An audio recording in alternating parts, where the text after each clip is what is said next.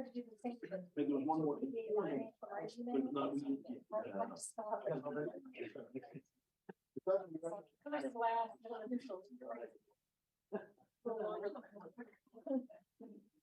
Good evening. Welcome to this meeting of Westminster Mayor and Common Council. Council meets here at City Hall on the second and fourth Mondays of every month. Please note that council meetings, although open to the public here at City Hall, are also available and streamed live on the city's YouTube page, as well as the Community Media Center channel and website. Now we'll begin as we do every meeting with the pledge of the flag, followed by a moment of silence. Pledge allegiance to the flag of the United States of America, and to the republic for which it stands, one nation under God, indivisible, with liberty and justice for all.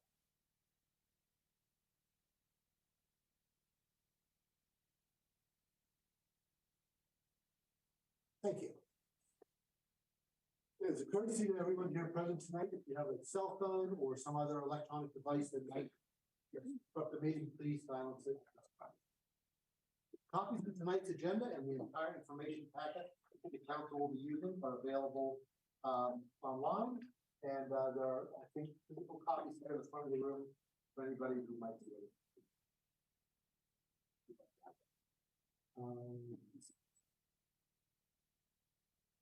Now move on to approval of the minutes. We have minutes from the special meeting of the mayor and council on July 6th, the meeting of the mayor and common council on July 10th, and a special meeting of the mayor and council on July 17th. We have a motion to approve the minutes. Motion to approve. We have a motion by Mr. Dayhoff. Is there a second? Second. There's a second by Mr. Hoff.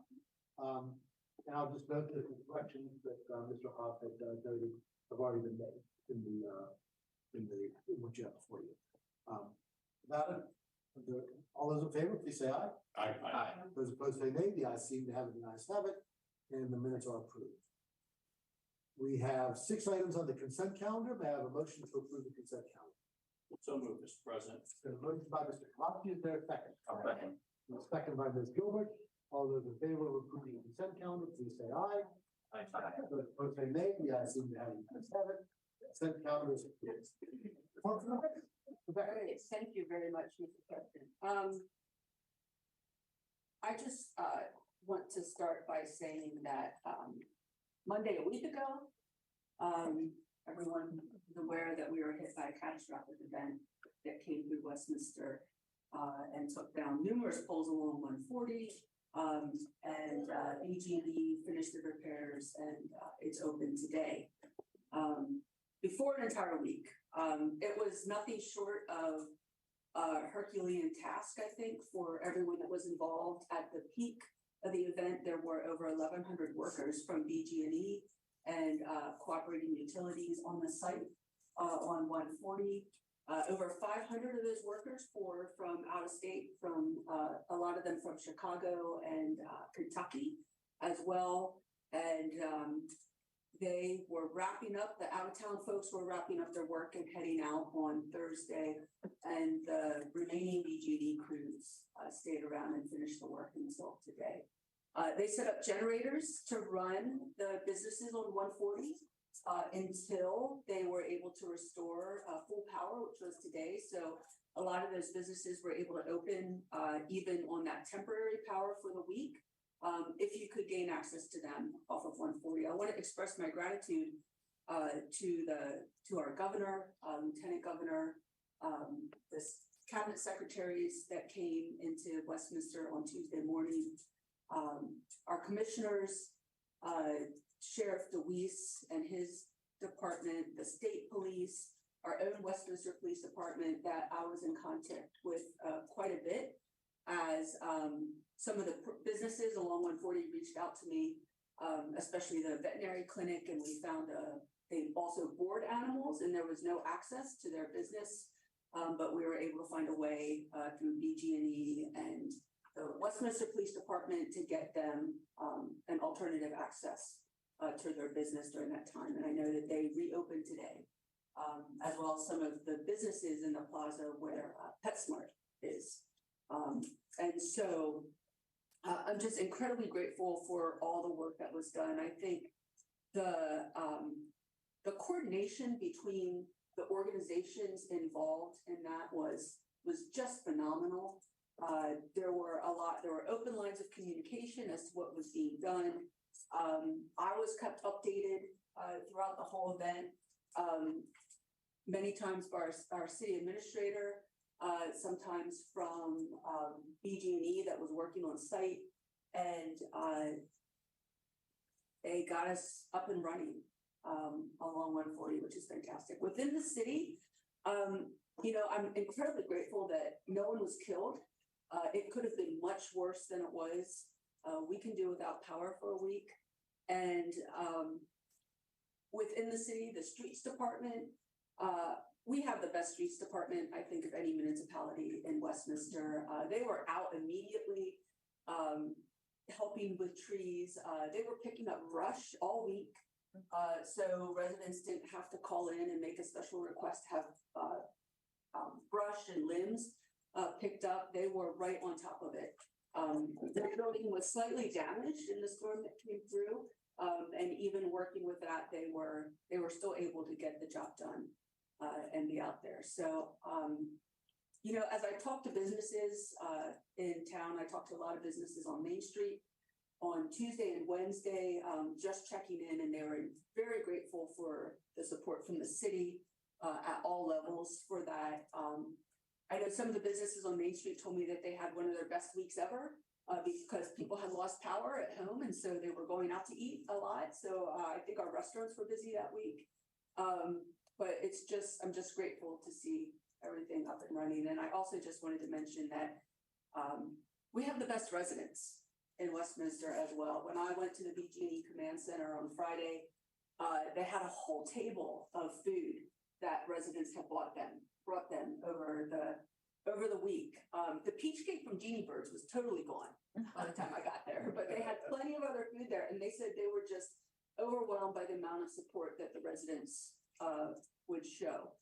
They would just come up to the command center with sandwiches, with pizzas, whatever could be distributed to the workers that were there. And I know a couple of our businesses, our local businesses, also took items to our streets department to thank them for all the work that they were doing as well. And I thank everyone for their patience. I know I'm not a commuter, luckily, but if you commuted through Westminster the last week, I know it was very shortly after that gas main had been punctured, right? And so we had a shutdown for 2 or 3 days with the gas main that caused some detours. And then we had a week of a whole bunch of folks coming through downtown or out around the back of Target. But I want to say thank you for your patience. And we're up and running fully as of this afternoon. And I'm going to end it. Thank you. Thank you. Very good. Move on now to, and yeah, it was amazing. The mayor's behalf to be out of town briefly. I attended the press conference on behalf of the city with the governor and the county and the other state officials. And, you know, we'll never forget the governor's remark that, you know, that night, despite the fact that, you know, people were trapped in their cars beneath the poles and the wires, BG was on the scene quickly. You know, state police, city police, you know, county sheriffs, everybody was there helping out, and everybody slept in their own bed that. Yes. Just an amazing thing.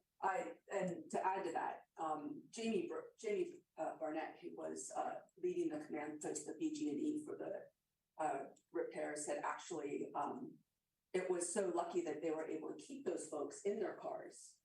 When the power wires fell in their cars, he said there was actually an employee of BG&E that he was on the phone with, who was walking out of Shoppers shortly after when this had come through, and the poles he saw the poles go down, and one of the first things the employee did was run over and tell people to remain in their cars and not get out of their cars. And to that end too, Winters Mill High School served as the reunion point for those individuals from their cars. And so thanks to CCPS and Michael Brown, the principal of Winters Mill High School, for offering that story for that. Thank you, Mayor. Move on now to report for standing committees. Our liaison to the Arts Council, Mr. Dayhoff. Thank you. We continue to work on the strategic plan, which is critical in our funding relationship with Maryland. It's State Arts Council. We're looking forward to bringing forward the mural initiative. Want to bring it before the mayor and council, have them take a look at it, make sure everything's okay. It's in great shape. But we've got a large grant from the Maryland State Arts Council, and we're looking forward to bringing that forward. I think that'll make a big difference now. That's my report. Thank you. All right, thank you. We'll look forward to seeing that. Public art is a valuable thing to have in the Yeah. community, but Right, also something that we've got to take a look at before it goes. Yeah. Economic and Community Development Committee, Mr. Hott. Mr. President, I'll just note that the past several months, we have been working on updating our water sewer allocation policy. One of the fruits of that is under our ordinance and resolutions tonight. There'll be some other things coming up related to that over the next couple of meetings. And we are going to be now relooking at our rental licensing program probably over the next several months as well. That's it. All right, thank you, Mr. Hott. I have nothing to share. Finance Committee, we have a meeting coming, and Personnel Committee, the same, nothing to report. Public Safety, Mr. Kavachi.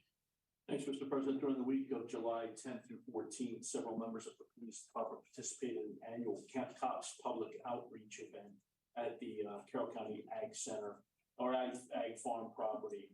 This event is designed to bring better understanding of law enforcement to the youth of Carroll County while working in an atmosphere of a police academy. And from what I understand, the kids have a lot of fun at it. They learn some things. So I think it's a great public relations thing you guys do, Chief. On July 16th, Chief Ledwell and Deputy Chief Price attended the quarterly Carroll County Chiefs meetings to collaborate with fellow law enforcement leaders regarding current public safety matters. I know that our chief is certainly someone that all the departments look to for a lot of leadership when it comes to things. We've been out first on all sorts of initiatives here in the city. And I know that the other agencies certainly look to our chief in terms of, some of the things that he's doing leadership wise. So I'm sure it's a good opportunity for you to impart some of your knowledge and things that you've learned here being out in front a lot. On July 25th, several members of the Westminster Police Department participated in an active assailant training exercise along with other Carroll County public safety agencies and Carroll County Public Schools personnel. The exercise was held at Winters Middle High School and Cranberry Station Elementary School.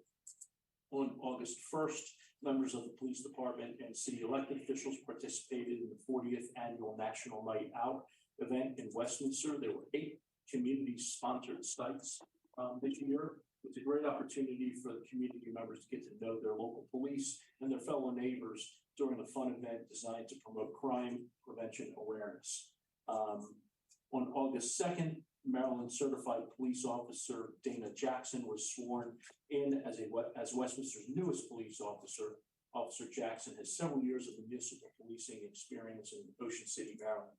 So he'll be well adept to deal with issues that we have it down under when they probably right. On August 8th, there's a scheduled shop at the Cop Back to School outreach event was canceled due to the severe weather event that hit Westminster that we already discussed. Staff from the Shepherd staff delivered school supplies directly to families in need this year. So that was great that was able to, they were still able to get the stuff even though the event was canceled.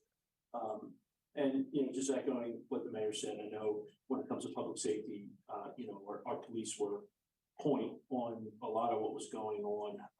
While, 140, I think primary responsibility probably is the state police, right, chief, they take lead on that. I know that our folks were very heavily involved and active in helping keep those folks safe that were out there. So very grateful for that. That's all I have, Mr. President. All right, thank you very much, Mr. Kavachi. Public Works, Ms. Gilbert. Thank you, Mr. President. I'm gonna follow up a little bit from the mayor's comments on the storm because I obtained some really interesting data that goes into great detail about the storm and how much service and a lot of the work that really went into restoring everyone's power and restoring actually traffic back to normal around Westminster. So For our Westminster, Public Works Department, the Streets Department had to close 19 intersections, and that did not include Route 140. Due to the downed trees, all intersections obviously are now open as of today. City incurred damage to the roof of the Streets Department, as the mayor mentioned. The Streets Department received 65 calls for brush collection and collected 25 tons of brush as of the 11th of August, and had 254 hours of overtime. As far as the BGE, there was 3,000 BGE employees here in Westminster, along with 1,700 contractors and mutual assistance personnel who completed over 1,500 repair jobs, and that was within the county. They replaced 200,000 feet of wire and cable, equivalent to 550 football fields. That's a lot. They replaced 71 distribution transformers, installed 15,000 electric distribution infrastructure materials that included wire and cable, and fielded 170,000 calls in Carroll County. And served 17,000 meals. That's a lot. So that was pretty impressive. I wanted to make a point of that in the Public Works report. The water main replacement will begin with a mobilization on September 12th and 13th, starting at the Longwell lot, and all the work will proceed up to Pennsylvania Avenue. There are 8 phases with the water main replacement, and it should end hopefully around June of 2024. There will be a mayor's meeting, August 28th at 5:30. Am I correct on that? Okay. Regarding some information regarding the water main replacement. And the clock tower is slated to be completed by September 15th. So just as we are finishing one project, we are going to be starting another one. Followed by a grand Back to the Future style opening on October 21st. And more information on that will follow shortly. And that's all I have. All right, thank you, Ms. Gilbert. And would you also please do the Recreation and Parks Committee? I sure will. So many people have noticed, I know I've received calls, I'm sure folks here have received some calls that the Wakefield Conference Center, there's some activity going on over there and fencing going on. So the design meeting number 2 is completed with Wickersham, and we'll be finalizing the pavilion project at Wakefield.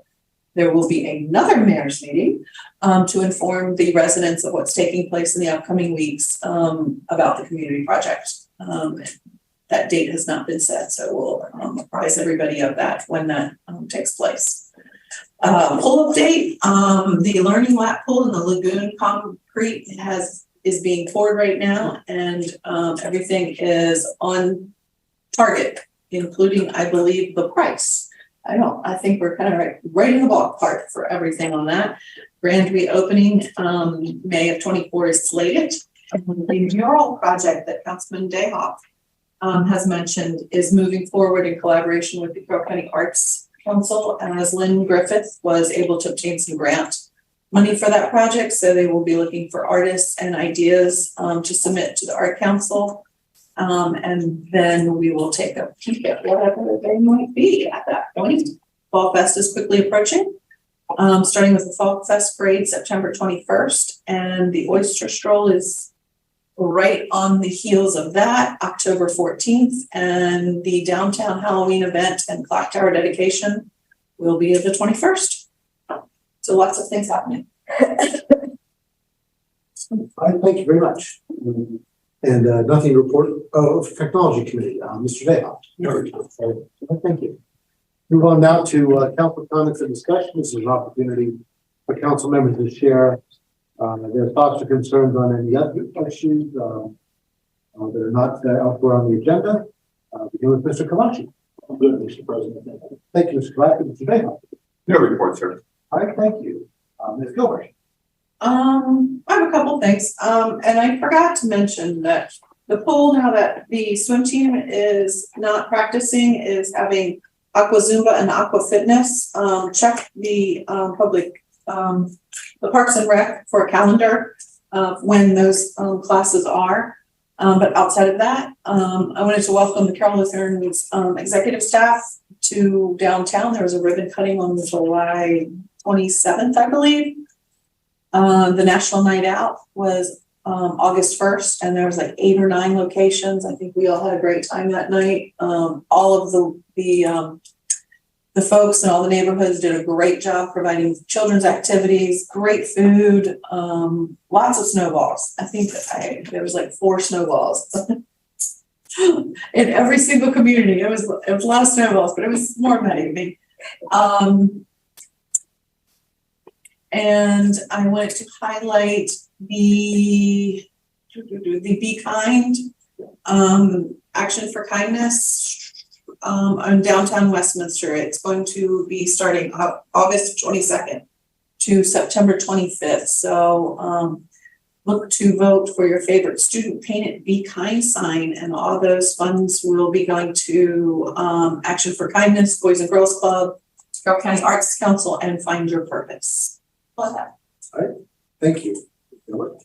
Mr. Hoff? Mr. President, I'll just echo the mayor's comments regarding the events related to the storm. I'm just very thankful no one got injured or killed, and this was amazing to watch all the coordination that was happening, both in front of everybody, but also behind the scenes with addressing that issue. And I just appreciate everybody's patience because it's never fun when you have a disruption like that to people's commutes. I'll also just say we had National Night Out on August 1st. Love that event, one of my favorite events of the year. Lots of fun. I will also mention I'm back on the Maryland Municipal League's legislative committee. We've already met twice. We're meeting again on the 31st of this month, and we're working on establishing what the MML's legislative priorities are going to be, and I'll continue to kind of keep you posted on that kind of develops through the process. And just a reminder, we do, if anyone's interested up here, we do have the fall conference happening in mid-October for the Maryland Municipal League as well. That's it, Mr. President. All right, thank you, Mr. Hoff. And I will just add one thing, and that is congratulations to Mr. Kavacchio, being a grandfather.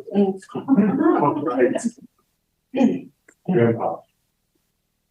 And so that will conclude council comments and discussion. Move on now to ordinances and resolutions. We have 2 items before us this evening. First is introduction of ordinance number 2023-08, Water and Sewer Allocation Plan Authority, ordinance of the Mayor and Common Council of Westminster, amending the City of Westminster Code, Chapter 124, Sewers and Sewage, Article 5, Allocations and Extensions, Section 124-22, Allocation Plan, and Chapter 160, Water, Article 1, Potable Water, Section 160-14, Allocation Policy, for the Mayor and Common Council may by resolution delegate the authority to act on applications for water and wastewater allocations to a standing committee of the legislative body. Mr. Depot. Thank you and good evening. City Code Section 124.22 and 160.14 authorizes the Mayor and Common Council to establish a water and sewer allocation policy by resolution. On March 26, 2018, the Mayor and Common Council adopted the 2018 to 2024 Water and Sewer Allocation Policy and Master Distribution Chart. Over the years, there have been 6 amendments to the allocation policy and the distribution chart. Staff has met with the Economic and Community Development Committee of the ECDC at their June 20th and July 20th, 2023 meetings. Staff introduced an update to the Water and Sewer Allocation Policy and Master Distribution Chart for an initial period of 2023 to 2025. The 2018-24 distribution chart was used as the base for the updated 2023-2025 distribution chart that proposes to remove and rename certain water and sewer allocation categories and add new water and sewer allocation categories. These revisions are highlighted on page 2 of this report. A primary revision to the updated distribution chart is the inclusion of a general water fund and a general sewer fund category. These general fund categories provide a significant amount of water of unallocated water and sewer that may be transferred to any other specific category in the distribution chart. In an effort to streamline the allocation process, staff recommended that the ECDC or other entity be granted the authority to transfer water and sewer from these general fund categories. At its July 20th, 2023 meeting, the ECDC supported being the authority to transfer water and sewer from the general water fund and sewer fund to help streamline the allocation process. However, following this meeting, it was determined that an entity separate from the ECDC must be delegated the authority to transfer the water and sewer within the distribution chart. Therefore, prior to acting on the proposed 2023 to 2025 policy and distribution chart, the City Code Section 124.22 and 160.14 should be amended to provide the Mayor and Common Council may by resolution delegate the authority to act on applications for water and sewer allocations to a standing committee of the legislative body. As such, staff recommends that proposed ordinance 2023-08 as introduced for consideration be referred to a future Mayor and Common Council meeting for approval. Staff does intend to bring forward a future Mayor and Common Council meeting, a resolution amending the adopted 2018-2014 water and sewer allocation policy and master distribution chart following this introduction of 2308. I'm available for any questions. All right, thank you, Mr. Depot. May I have a motion to introduce ordinance number 2023-08? So moved, Mr. President. Thank you. There's been a motion to introduce the ordinance. May I have a second? I'll second. And a second by Mr. Hott. Thank you. All right, any discussion on the introduction? I just want to thank Mr. Depot and especially Andrea Gerhard. She can talk about this forever for their hard work in doing and working with this water allocation. I think this is something that a lot of people, it's hard to understand. I think it's one of the most complicated things that we do. I just want to say that work does not go unnoticed. And again, thank you for that, for all the information as well that you and Andrea provided about how that chart works. Thank you. At that meeting. Thank you, Mayor. Anyone else? Mr. Hoff. I just wanted to mention, I believe I spoke to everybody individually at one point or the other. One of the goals of this change is to just streamline the process. Because right now, we don't have a big reserve. So when we have to move water around, it becomes more complicated and can take time. So we're trying to, again, streamline the process so that if there's a project that it makes sense, that needs some extra water, that we can streamline that process instead of having to come all the way back up to council, which could take, obviously several meetings, depending upon what our agendas are looking like otherwise. So again, just trying to be a little bit more business friendly when it comes to dealing with some of these bureaucratic hurdles. Thank you, Mr. President. Right, thank you, Mr. Hoff. Anyone else? Mr. President, I think one thing we probably want to keep in mind, we've come a long way. We didn't even have a policy that long ago. It was completely willy-nilly. We didn't allocate water in any real fashion. It was thoughtful. So I think this is a kind of evolution of that original idea of, hey, look, this is a commodity that's got a tremendous amount of value, and we need to treat it like it's money, and budget it and plan for it. And I think to Councilman Huff's, what he just said, it's important that we're very thoughtful and we do this in a way in which it doesn't stifle growth any more than it has to, because it already does a lot as it is, because there's only so much of it. But I think I give staff a tremendous amount of credit, because this didn't even exist that long ago. It was certainly a number of us sitting up here on council were around when there was no policy like this. So it's great work, and I know a lot goes into it. Please pass on to Andrew and then yourself, of course, the gratitude for the work that went into this and continuing to move it along. And I suspect this is going to be an ever-evolving policy, and it's never going to be set in stone forever, because things change, hopefully for the better. Yes, I agree, and thank you. Well, Dr. Wack and I were the original water allocation committee. You were. And we developed the original policy on this, which, as Mr. Depot noted, has gone through with several iterations now and several refinements, and I think we're getting better at it with a lot of good support from the staff.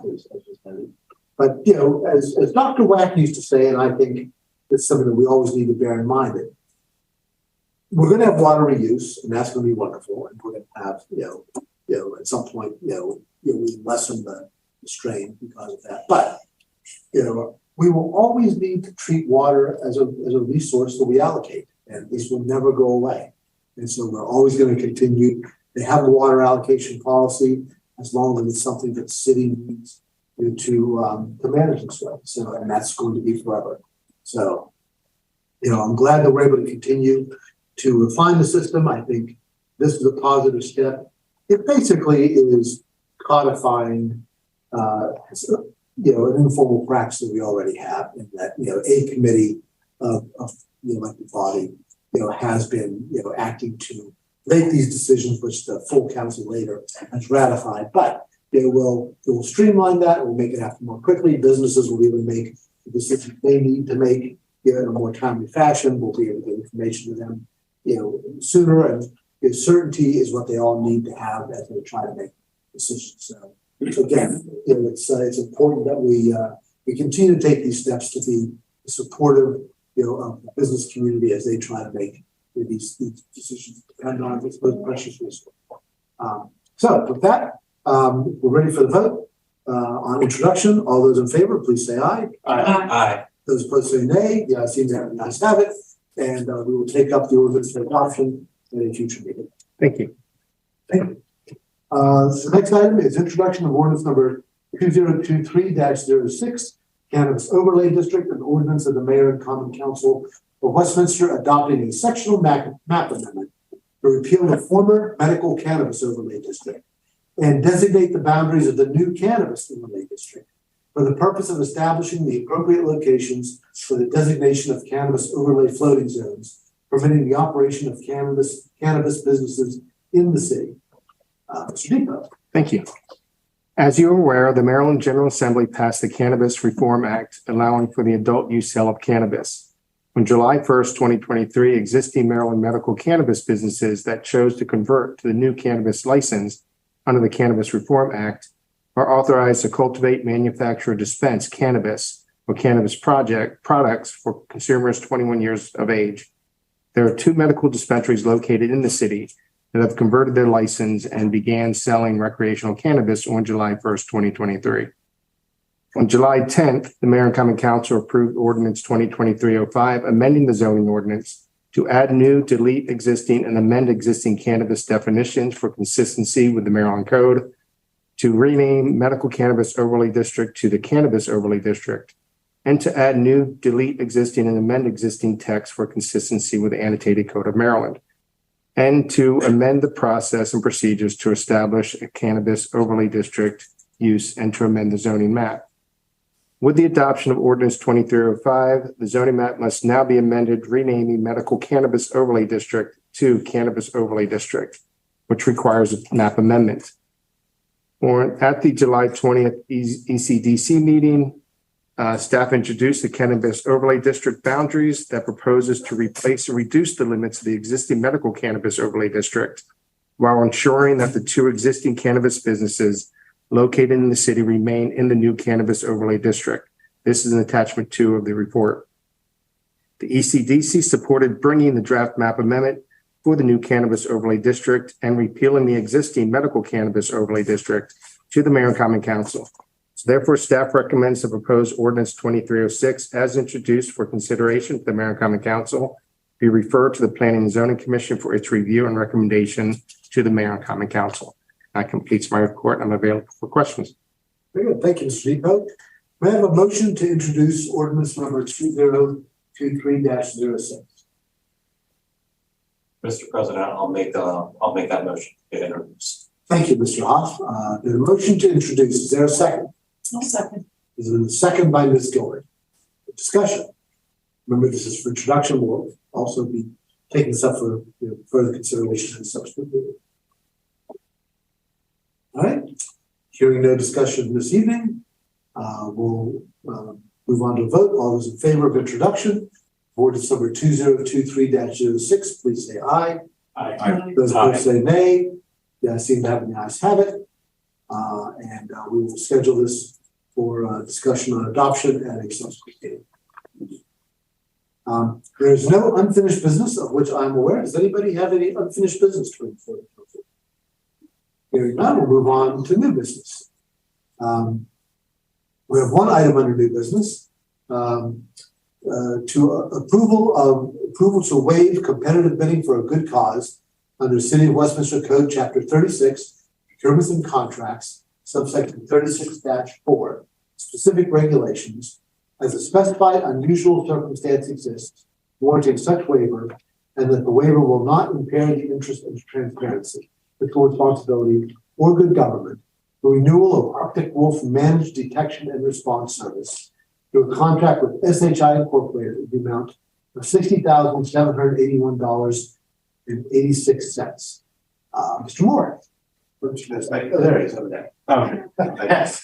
So the city of Westminster performed a risk assessment in fiscal year 20 that recommended the city contract with a managed detection and response or MDR provider to provide constant monitoring of the city's network and hardware. After a competitive bid process completed by the state of Maryland, Arctic Wolf was selected as the provider of choice. Arctic Wolf does not offer direct purchase and relies on vendors for their resale. SHI is the city's current vendor for other software, and we are satisfied with their service. An MDR service such as Arctic Wolf provides the following to the city: a 24/7 alert and hands-on security team for all hardware and network traffic, a 24/7 hardware segregation from the network that has been compromised, 24/7 review of lateral network spread of malicious software, quarterly review calls and calls as incidents arise, and full forensic investigation and breakdown of all intrusions. This solution, along with our other security products and procedures, keeps us in a layered defense posture, and we're asking to renew this contract for an additional year. The technology department budgeted $60,000 in fiscal year 24 for this service, and the general water and sewer budgets have the necessary funding to renew this contract. Staff recommends approval to waive competitive bidding for good calls under City of Westminster Code, Chapter 36, Procurement and Contracts, subsection 36-5, specific regulations.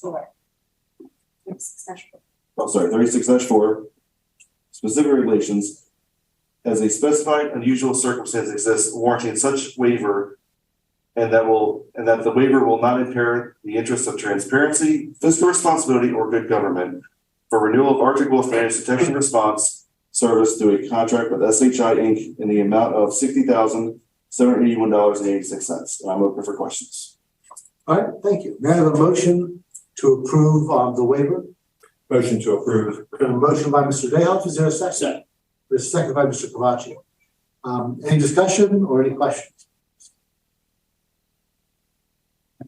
Mr. Dayhoff? I could ask later. Does legit require us to do something like this? I believe it helps in our process with that. Yes, I bet it does. Okay.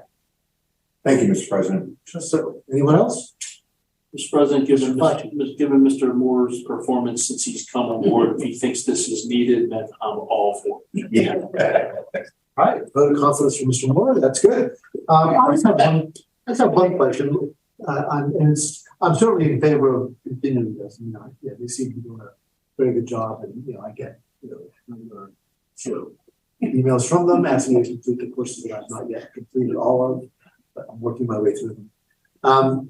But if this is not a state, so I'm just a little confused. The state did a procurement. We did a procurement through the state. We did a procurement through the state. Right. This is one of the vendors that was on state contract at the time that assessment was done. Okay, so we can't access this through a state contract. No, the state contract was in 2020.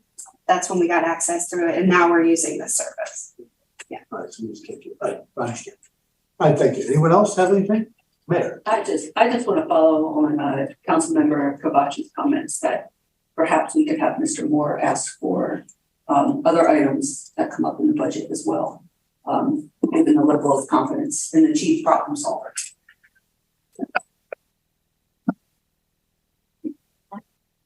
All right, well, we will leave that to others to decide if they feel like they need that level of support. Anyone else? Right, hearing no further discussion, move on to a vote. All those in favor of approving the waiver, please say aye. Aye. Those opposed say nay. The ayes see nay, the ayes have it. And the waiver is approved. Move on now to departmental reports. Turn to our city administrator to lead us through that. Ms. Zimholz. Thank you, Mr. President. I want to talk for just a few minutes about the storm last week. While 140 is on everyone's mind because that was shocking to see and shocking to experience for those that needed to ride around. We did have quite a few other issues, as Councilmember Gilbert mentioned, throughout the city. And I want to take a moment to thank the police department for their quick response. The moment that it was safe to get out there, there were quite a few collisions, well, a couple of collisions, but quite a few small incidents that happened immediately after the storm hit that were not located on 140. And so I want to thank the police department for their quick response. I also want to take a moment to thank the streets department and Deputy Director Dick for the forethought. They kept some crews aside, held them back, is a way we say that, right? Instead of waiting to call them in. And that was a critical decision to make sure that the moment that they could get out, that they were able to, and also they were able to deal with some of the issues at the streets department itself, the facility itself, because they were located there. That turned out to be an important component as well when we had a tree down on Thursday on Main Street. With the leadership of Mr. Dick and the streets department, we were able to address that in lightning speed. I know it didn't feel that way for those who were trying to travel around Main Street, but it was addressed and taken care of in 5 hours. And for those of you that saw the tree, it was just an enormous undertaking, and then calling contractors to help with that. So the team, I think, did an unbelievable job. They worked long hours. We're back in the next morning and had to deal with the aftermath of it for the entire week, and just continue to do so. So I'm personally extremely proud. For those that are listening and those in the room, thank you so much for your efforts. You all did a really great job. I also want to take a chance to thank BG&E. I now have a great contact, and staff has great contacts as well. So at all levels, we have some really good contacts with BG&E, and I want to echo the council that turned out to be a really great partnership. And we have been struggling to get those connections before this event. So that turned out to be a happy coincidence that now we've got really good contacts at BG&E, and we're going to prioritize maintaining that partnership with them. All right, we will move on now. Let's start with the Public Works Department. Mr. Dick, can you tell us a little bit more about the Main Street water replacement project? Yes. So thank you, Ms. Zimholz. Yeah. So the project will be starting September 14th is the mobilization date. So that week is going to be the start date for that. As everybody's noticing, they're painting up Main Street now for the existing utilities. They've been doing their little site surveys. They officially mobilized yet, but they're looking at everything at a time as well. So they'll move in on the 15th and start their work. The work will be from starting at the Longwell end, and then the 8 phases goes towards PA Avenue. And then there's dates associated with each phase. Some of them are short phases, other ones are longer phases. We'll keep an eye on that as we go through the winter months, weather delays, things like that. We'll make sure that any updates that happen to the schedule that they have given us will get updated and put out to everybody. On that note, we're also finishing up our public notice to start taking around to all the businesses downtown, so we can get that out. Myself and Melissa Thorne from the planning department will be walking around to each individual business or residents, handing out flyers to talk. I believe that Mayor and Common Council are going to be involved with that as well a little bit. So hopefully in the next month, we can really get that word out. We'll get it on our website, social media, things like that. So everybody's aware of it. With the notice, they'll be able to see the time frames, the addresses of the affected areas for each phase and when that might happen. While the construction happens, there will always be 2 lanes of traffic. The road will never be shut down. Parking, because that's where the water main runs, we'll keep that as limited as possible the amount of no parking. All the downtown businesses still have parking out front, as much as possible. Sidewalks themselves will still be open. The only time that there could be some effects on some of them is when the connection's made to the business. They got to find at the curb stop. So wherever that's located, most of room by the curb, plenty of room for them to get by. So we anticipate the sidewalks never to be closed at this point. Once again, if any of this ever changes, we'll make sure that that gets blasted with everything that we have to blast it with, including our speaker system.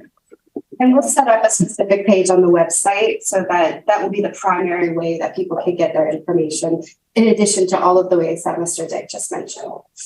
President Holmes, I just want to thank you and Mr. Dick and the rest of the staff for planning this in a way that will have the least disruption possible for our citizens and traveling through downtown Westminster. It's impossible not to have some disruption, but it's something that absolutely has to be done.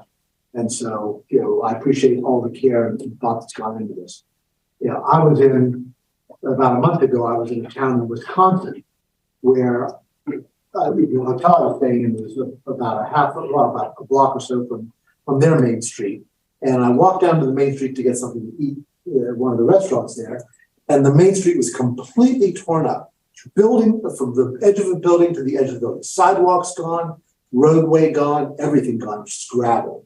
As they were replacing water mains, doing exactly what we're doing.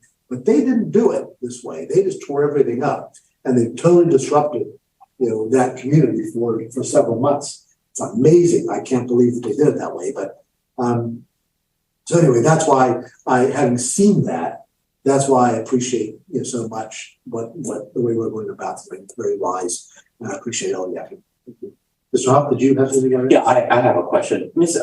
Immerholz, is it possible that you could send us a rough timeline of where they're starting? And I know that's all subject to change depending on what happens, but just to kind of give us a better sense of how, where they're going to start and kind of what the order is going to be would be helpful in case we get certain questions. So we're working on Mr. Deck actually put it together, we're calling it a letter. It's sort of like the talking points, etc. We'll have a map on the back side. That's going to be distributed to the business community. We'll post it on our website. And we'll make sure that you get it first. The council will get it first.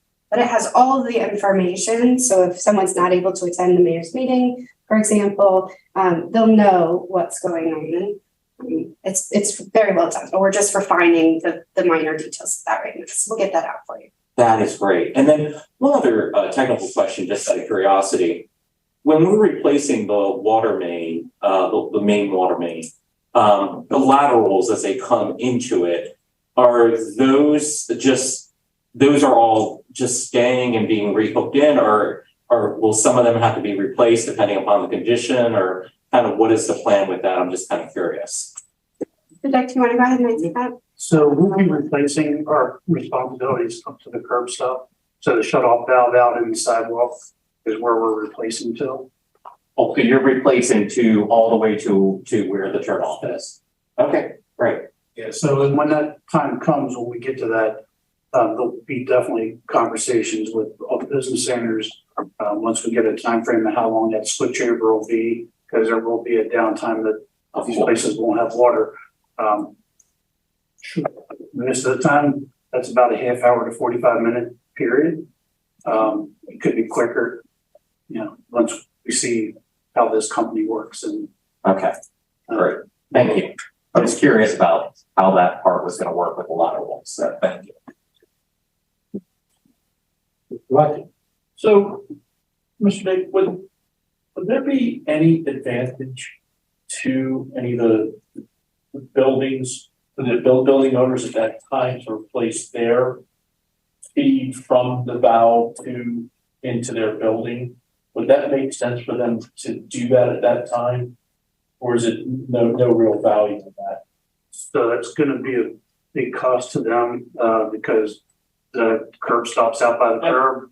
For them to tear their sidewalk up and replace that line would be asking a big thing from most of the Does he send it Yeah, down? only if they would need, sometimes they get pretty filled up with, lime and they get slow and sometimes people have to replace those. I didn't know if that would be a good time to encourage them if they need to replace it anyway, or if it doesn't make any difference. I don't think it would make a big difference. I would probably rather them not do it while we're doing our job. There you go. I'm just curious. Yep.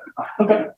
That makes sense. Yeah, then they're working at the same. I don't know, maybe they'd be opening something up that makes it easier for a contractor to lay that pipe in at that point. So in some cases, if we have to cut into the curb or sidewalk, it's gonna be a small, Okay. Maybe 8-inch cut that we'll have to fill back in. That'll be it. Where if they gotta do all the way to the place that's gonna shut down sidewalk. Got it.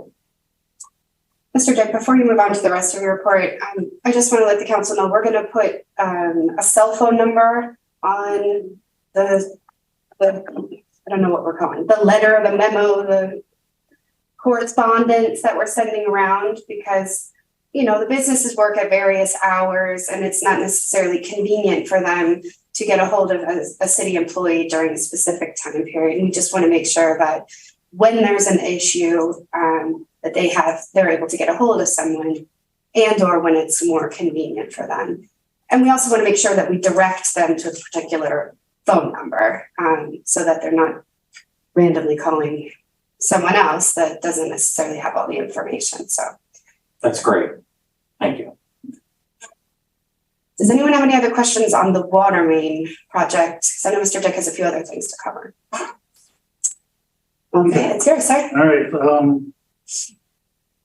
with all the down trees and everything, it actually started the week before when we had the tree fall on Birdie's Cafe. So it's been quite the week and a half for tree falling. I'll keep it real quick after all this. We're continuing our catch basin repairs, and just a total change in that, we just put up the field goal post in JC Park for the football teams. It's almost time. And that's all I have to do with that. Are there any other questions for the Public Works Department? Hearing none, we are going to move on to the Recreation and Parks Department. Ms. Gruber? Good evening. I wanted to take a moment to recap our month of July celebration. We always track our attendance at the events that we host. Sometimes we cross-promote events through other organizations, but the events that we hosted served over 3,000 members of the community throughout the month of July. Our largest attended event was our reptile show with 400 people in attendance per performance. So we consider our month of July a success. Why we really enjoy providing these activities to the community is they're smaller scale events, so they give us a more concentrated effort with the members that we're serving. They're not as big as some of our larger special events, so we get to know our community a little bit better through these. And they are low cost or no cost opportunities for recreation for our city residents. So it certainly is a great joy to continue to offer these events throughout the month of July.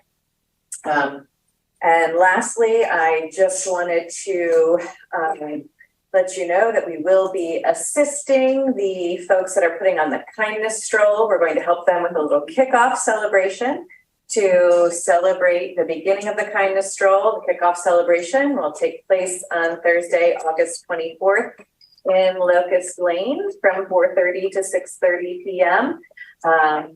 There will be live entertainment on the stage, an old-fashioned ice cream social, and some other kindness themed activities that will be going on during that 2-hour stretch to celebrate the opening of this display of Be Kind signs on Main Street.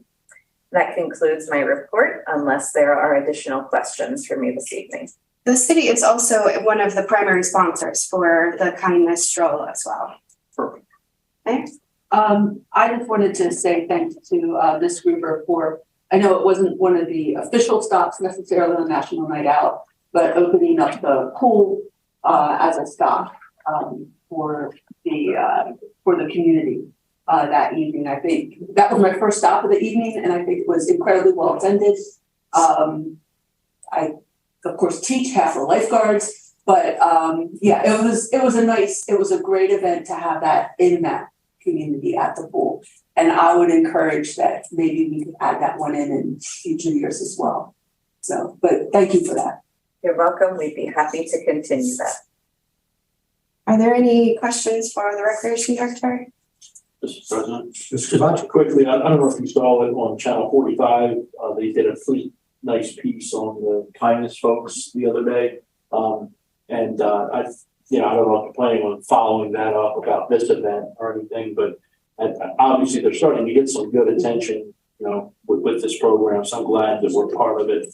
And I think it's the right thing for us to do. They're huge supporters of the community. I think they bring a lot of positive energy into the community for what they're doing. The two of them, they do a great job, and we're lucky to have them here, in my opinion. Any other questions or comments for the Recreation Department? Heard none, we will move on to the Finance Department. Ms. Rogers. Good evening, everyone. Thank you, Ms. Inhofe. I believe last time that we met, we talked a little bit, and the question was asked about audit services for the city. So since we've last met, we posted an RFP on Emma, which is the email and marketplace advantage site, which is a procurement site for government entities. So that was posted on 8/2. Bids are due on 8/23, and questions are due back on 8/16. So that's moving along.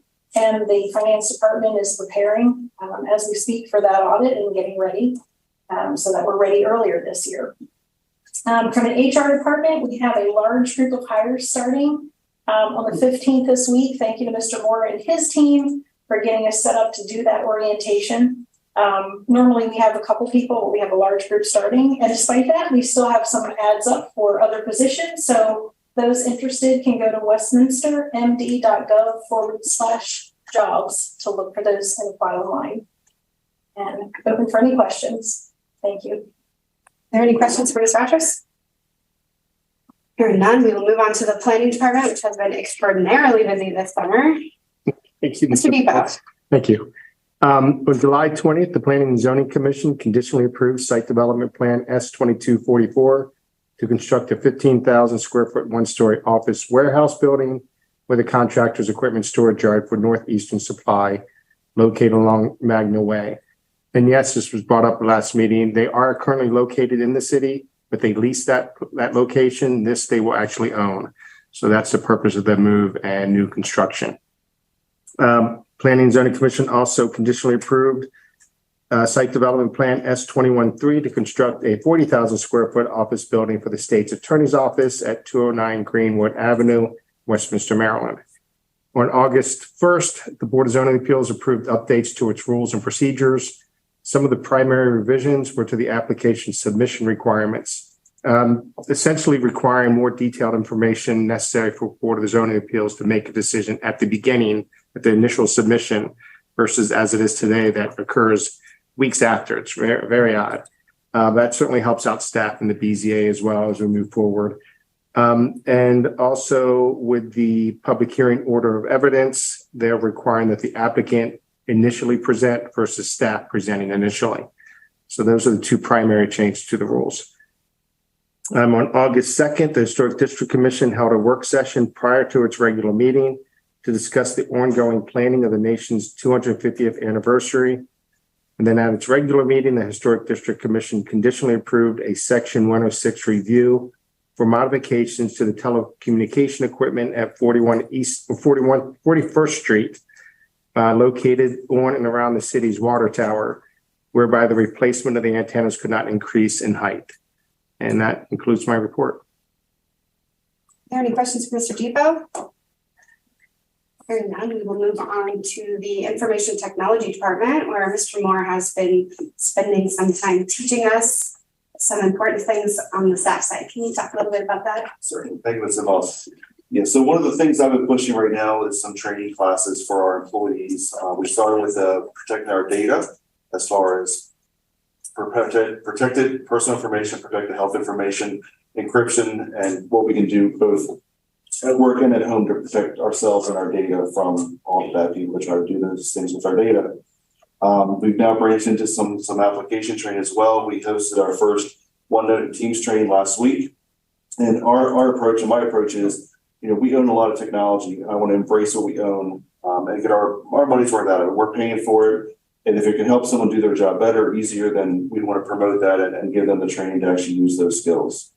Our help desk has been very busy, almost matched the numbers of June, but July came in right behind. We've seen a higher engagement with our GIS department as people are starting to see, I think, a lot more benefit now to the stories that maps can tell in both project plans or just to identify sites or things for meetings and discussions. So that's really good.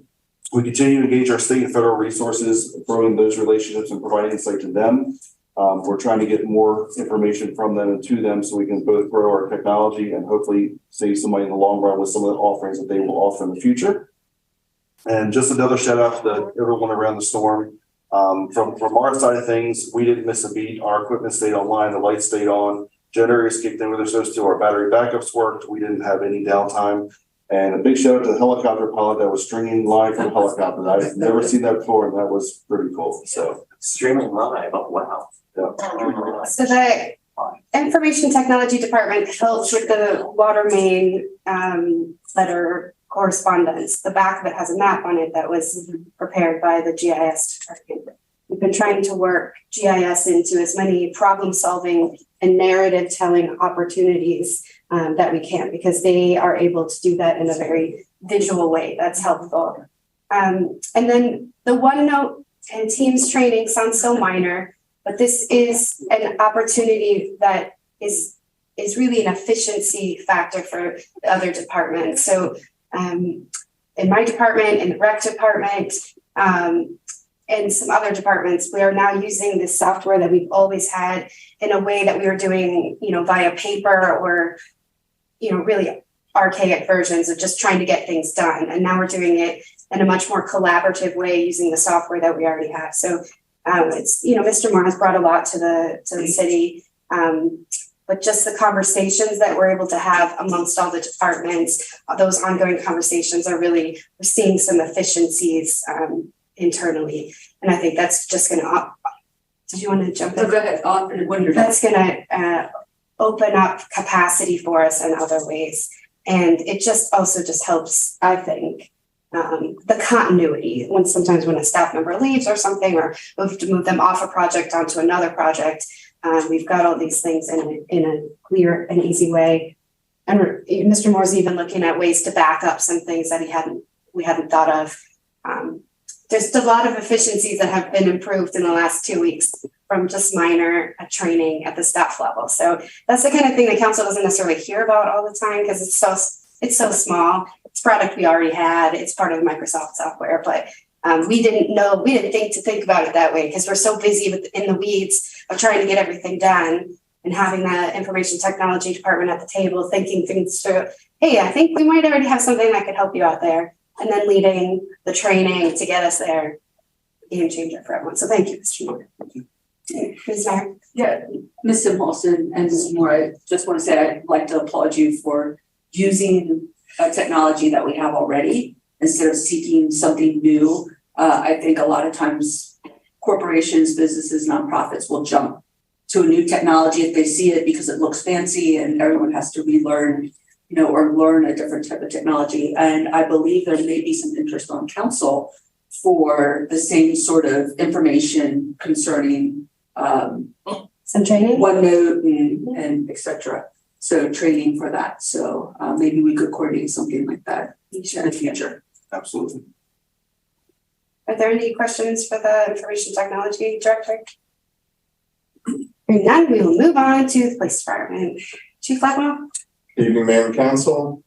On the 28th of this month, I'm going to be attending a special Maryland Chiefs of Police Association and Maryland Sheriff Association joint meeting. It's being held at the Laurel Police Department. The Maryland Attorney General, Anthony Brown, will be there to discuss legislation that goes into effect October 1st regarding review and potential prosecution of police officers for violations of law, from use of force incidents, fatal traffic collisions, things of that nature. So there's going to be a change in protocol, and we're gonna have discussions to try to understand how that's all gonna work out, so. Be attending that on the 28th. We offered, 2 new dispatchers, jobs, which brings our communications, division up to full staff. So, that's good. A lot of the new hires going through orientation are our police recruits. We have one that we already hired and we're bringing on, 4 more. Beginning this week, and they're all scheduled to start the police academy with the sheriff's office on September the 15th. And we're hoping to get, we reserved 7 slots in the academy, so we're hoping to get those additional 2 positions filled prior to this academy. And we're working on the background investigations and the other steps to get that done.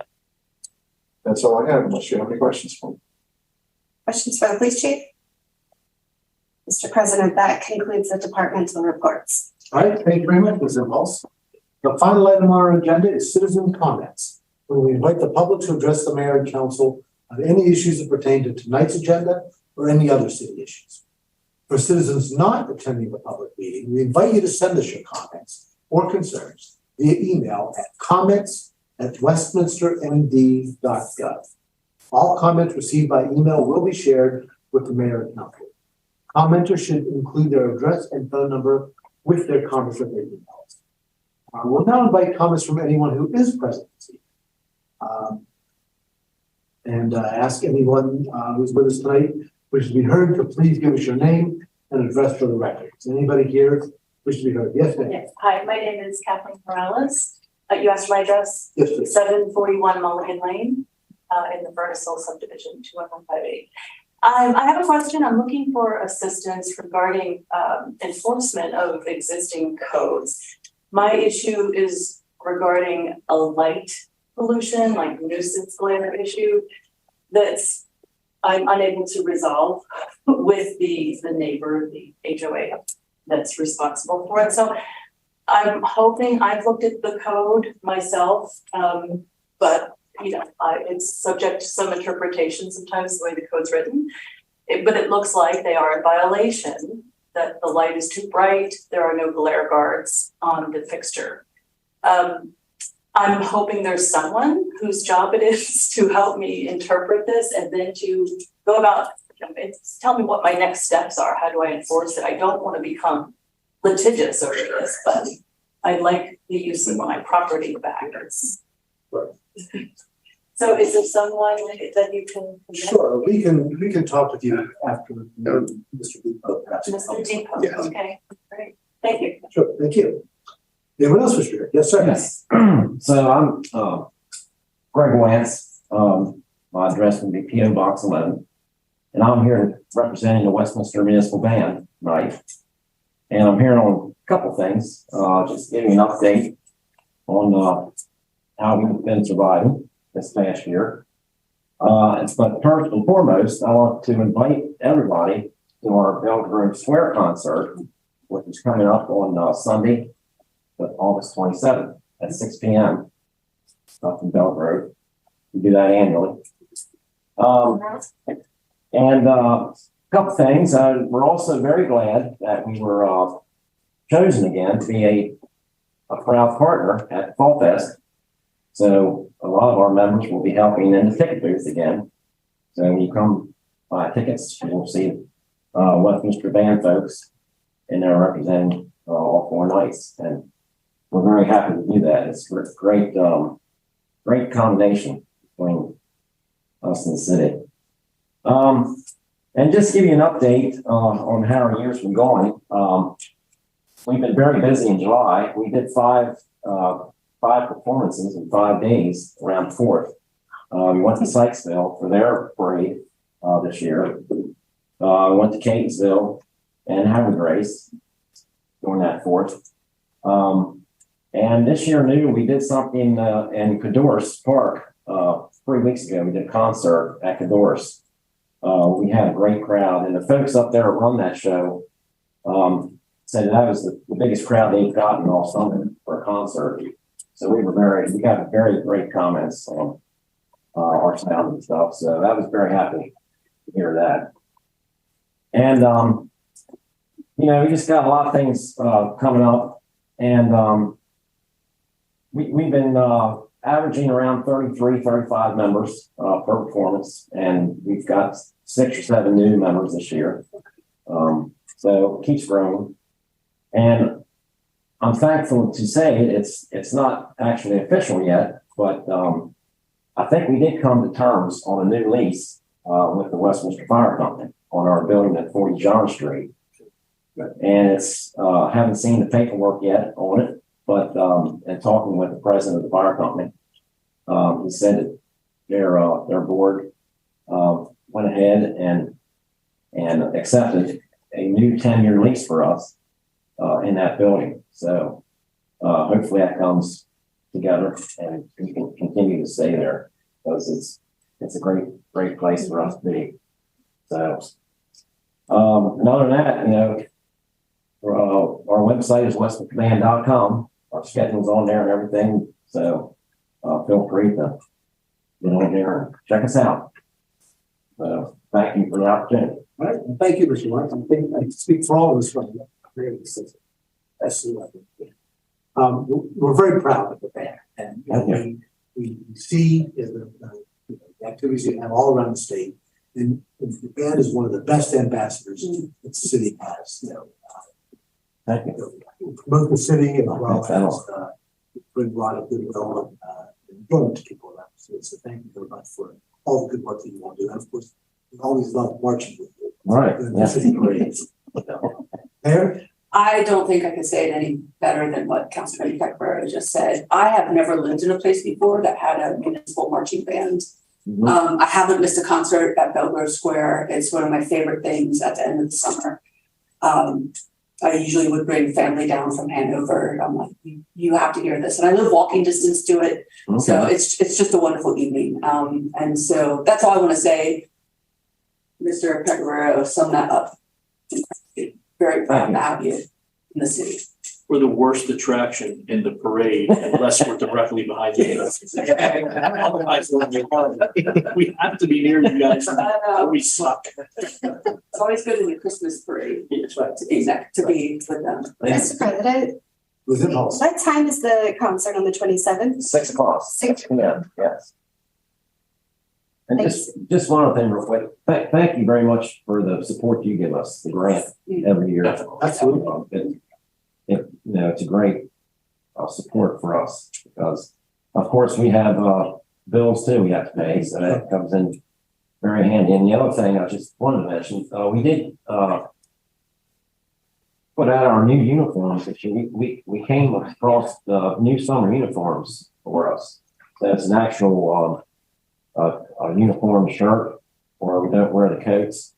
And it had we hope you're much more comfortable. Yeah, it had the Westminster patch on it, and so it looks very good. And we started that actually at the 4th of July parades. We debuted our new summer apparel, so it was a hit, I think. Great.